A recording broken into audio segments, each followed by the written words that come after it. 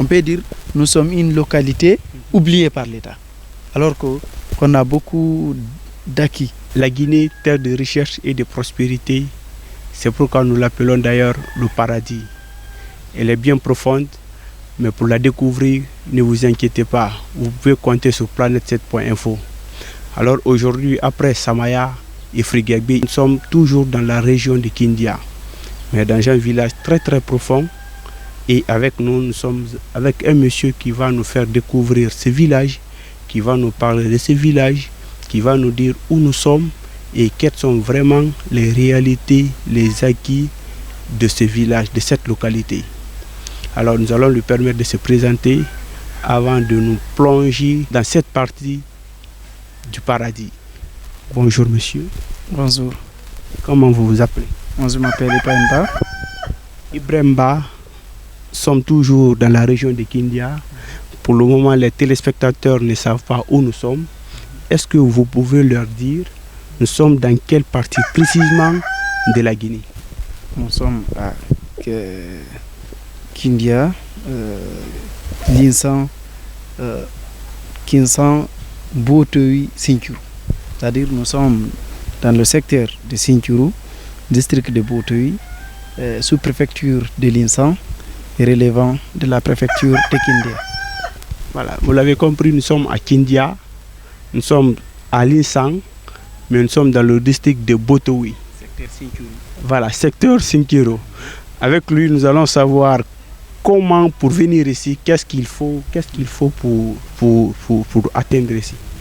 Pour atteindre ici, c'est-à-dire la route, pour atteindre ici, il faut venir jusqu'à Linsan et jusqu'à Kolenteng. Et rentrer à gauche, continuez, et vous suivez la bombe jusqu'à Madina Bassara, rentrez toujours à gauche. Et qu'est-ce qu'on peut retenir de cette localité? Botoui, c'est un arbre appelé en français Botohi. Boto. Et c'est que les Soussous appellent Boto. Boto. Okay. D'accord. Maintenant, cet arbre se trouve à Botoui là-bas. Maintenant, ils l'ont appelé le secteur par cet arbre. Maintenant, Sinthiou, c'est les personnes c'est nos parents qui ont fondé le lieu. C'est ce qu'on appelle en poulard Sinthiou-Gol. Maintenant, quand ils l'ont fondé, ils l'ont appelé un lieu qui a été fondé un nouveau village, quoi. Est-ce que vous comprenez? Donc, Sinthiou, ça, Sinthiou.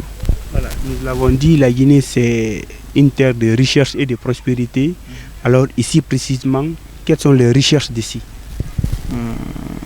La plus grande, je peux dire d'abord, Sinthiou, c'est plus qu'un secteur. C'est une communauté soudée. Notre plus grande fierté, c'est ces forages construits par les ressortissants de Sinthiou ici et dans la diaspora. Et je peux dire notre plus grande richesse, c'est-à-dire la solidarité, l'union entre les habitants de Sinthiou. Nous sommes très unis, alhamdulillah. Et sommes très fiers de nos ressortissants, c'est-à-dire tout le monde est fier de notre union, quoi. Vous parlez de l'union, est-ce que c'est la composition de beaucoup d'ethnies? Il y a beaucoup d'ethnies dans Kinsan et dans Botoui. Nous avons des Soussous, des Malinké, des Peuls. À Sinthiou ici, nous n'avons que des Peuls, mais nous cohabitons avec des Soussous. Par exemple, à Siminia, il y a des Soussous et il y a des Malinké qui vivent ensemble, qui cohabitent, nous cohabitons même ensemble. Parce que l'école, par exemple, l'école qu'on a construite ici, c'est nous tous, Sinthiou et Belima et Siminia qui avons choisi le lieu. Le lieu, c'est des Soussous qui sont là-bas, par exemple, des Malinké. Mais comme nous cohabitons comme des frères et sœurs, comme des frères, on n'a pas... On a choisi le lieu. C'est eux-mêmes qui nous ont hébergés ici. Alors nous savons que quand une localité est très loin de la capitale, ils sont souvent confrontés à beaucoup de difficultés. Ici, quelles sont les difficultés auxquelles vous êtes très souvent confrontés? Quand même, actuellement, on a des routes. On a une route qui est bombée. Et on a des problèmes de pompe parfois. Et quand c'est pendant la saison pluvieuse, il y a parfois la route est impraticable. Et on a besoin aussi de courant parce qu'on est à quelques kilomètres de Garafiri. Du barrage Garafili. De Garafiri. Nous méritons quand même d'avoir le courant. On a besoin aussi d'eau potable. Et on a besoin des écoles. Et des écoles et des choses. D'écoles, des hôpitaux, oui, et des choses. On a besoin d'aide quand même de l'État. Alors nous l'avons compris, malgré la solidarité de cette localité, la solidarité entre les peuples, entre les citoyens de cette localité, ils ont quand même besoin de beaucoup de choses, notamment de l'eau, mais aussi du courant électrique, puisqu'ils ne sont pas assez loin du barrage Garafili, mais aussi ils ont besoin aussi du centre médical, des postes de santé ou bien des centres de santé, en tout cas pour pouvoir traiter les citoyens de cette localité, parce qu'il faut rappeler que ici, c'est à combien de kilomètres de Kindiaville? À 50 kilomètres de Kindiaville. Donc, on a besoin d'aide de l'État. Parlez-nous un peu des fondateurs de cette localité. Les deux fondateurs de Sinthiou sont Tcherno Djoulde et Tcherno Mamadou. Tcherno Mamadou, c'est mon grand-père. Ce sont deux qui ont fondé, c'est-à-dire Sinthiou ici, l'autre. Ils sont des cousins. L'autre a pris l'autre part et ils ont hébergé beaucoup de personnes. Et beaucoup de personnes sont venues, et comme Tcherno Mamadou Aliou, et Tcherno Bademba, Tcherno Souri, et Tcherno Lamarana Kouli, et Tcherno Ousmane Ndouye, Tcherno Karamokofula, tout ça là. Et ils sont venus quand même, ils ont été solidaires entre eux. Donc il y a eu union entre eux. On a trouvé ça, c'est grâce à ça qu'il y a ces petits développements. On a fait le tour du village, on a visité beaucoup de lieux, on a visité En tout cas, il y a de très belles maisons quand même ici. Hein? Voilà. Il y a aussi le forage et tout, mais ce n'est pas au niveau de toutes les maisons. Mais du moins, parle-nous un peu de cette maison et parle-nous un peu des lieux qu'on a visités. Des lieux, par exemple, ici, là où on est parti, c'est un lieu quand même qui a beaucoup, c'est-à-dire c'est un bon lieu quand même. Quand tu es là-bas, tu vois presque beaucoup de secteurs. Tu vois beaucoup de secteurs. C'est un lieu touristique. Le forage que vous voyez là, ici, c'est un forage construit par un de mes oncles paternels, appelé Ousmane, dit italien, qui mérite d'être remercié et félicité pour son travail acharné.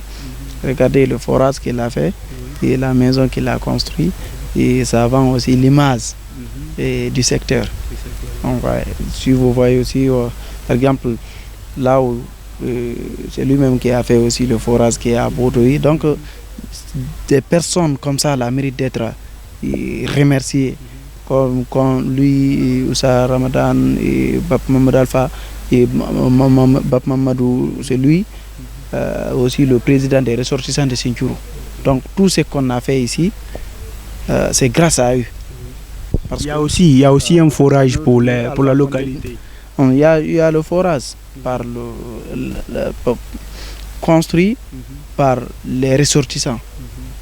C'est-à-dire, le Alpha Condé nous disait, le poisson pourrit par la tête. C'est-à-dire, si les dirigeants sont bons, et les autres vont l'accompagner. Et s'il est mauvais aussi, les autres ne pourront pas. Mais ici, est-ce que vous bénéficiez parfois ici de l'accompagnement de l'État? Non, absolument rien. Nous ne gagnons presque, on peut dire, nous avons beaucoup, mais rien. Parce que nous avons bénéficié de rien, non seulement sur le plan éducatif, sur le plan sanitaire. Parce que l'école que nous inaugurons aujourd'hui, c'est les habitants, c'est les ressortissants qui l'ont fait, qui l'ont construit. La mosquée de Madina Bassara, c'est les habitants. Et aussi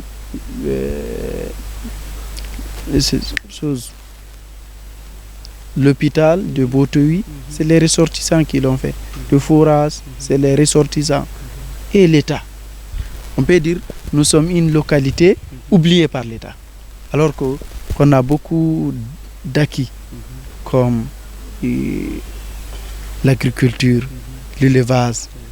Nous avons des terres arables. Et nous avons des terres arables.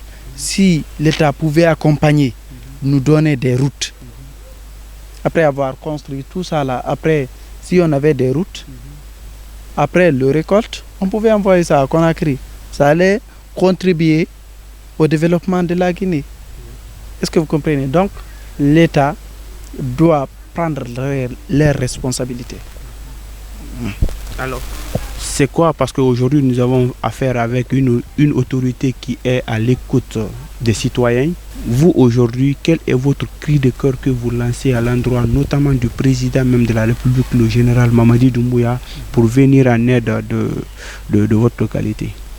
D'abord, comme vous le dites, nous le remercions pour